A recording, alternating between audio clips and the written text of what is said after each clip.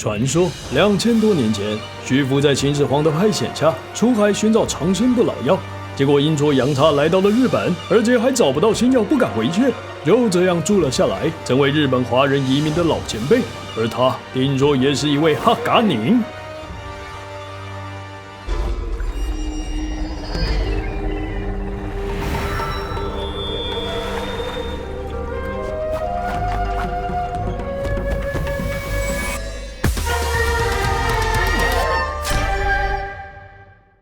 1980年代，一位旅日哈嘎给巴嘎根据一首中国古诗，提出了起佛就会哈嘎宁的说法，让黑洞宁们给带哈嘎宁有了一个带来团结和认同感的故事。甚至在每年的徐福记，还会从日本各地结合起来，纪念这位传说中的老前辈呢。但不过传说归传说啊，2000多年前的中国，可是连哈嘎宁都还没出现啊，嘿嘿。到了明朝，许多中国商人在日本来来去去，里面可能就藏着哈嘎森林里的踪迹。但第一批有记录抵达日本的哈嘎宁，要等到1887年才终于出现。他们是大金国派来的外交官，来自广东梅州的哈嘎潜力，其中的黄遵宪先生，更是推动中国效法日本改革和鼓励哈嘎子弟留学日本的先驱。大家的晚辈都被他介绍到日本去了。甲午战争后，留学日本变成了超危险的事情，每年都有成千上万的学生从中国来到日本。而在日本殖民下的台湾，也出现许多为了赚口口，或是想留学当学霸，甚至是因为战争需要工人而来到日本的人们。这些人之中，当然少不了咱们哈嘎朋友的身影。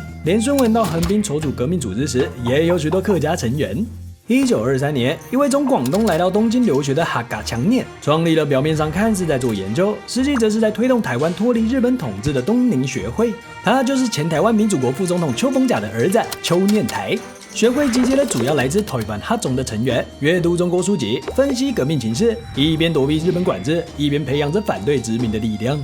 二战结束后，日本相对自由的政治风气和快速恢复的经济，仍然吸引着一批批的移民。但随着中共建国后，移居海外的人口大幅减少，尼泊给哈嘎尼开始变得很台湾。不过因为人数不多啊，为了生活，他们不只要融入日本的文化，哈嘎给身份也渐渐模糊在华人和台湾人的群体中，像忍者一样隐身。只有在社团里才看得出来他们是哈嘎尼。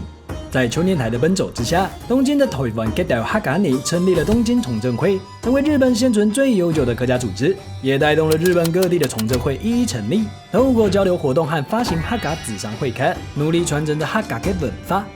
经过了漫长的迁移，客家的种子在世界各地成长茁壮。哈嘎宁勾反大标，寻找美好生活的脚步，也让客家与不同的文化碰撞，变出许多新的花样。尽管在今天的日本，会说哈发的人越来越少，但或许只要拥抱自己的文化，不用隐藏，不再遗忘，那么一首山歌、一盘菜肴，或是一则精彩的传说，都可能在未来重新唤起哈嘎给赏银。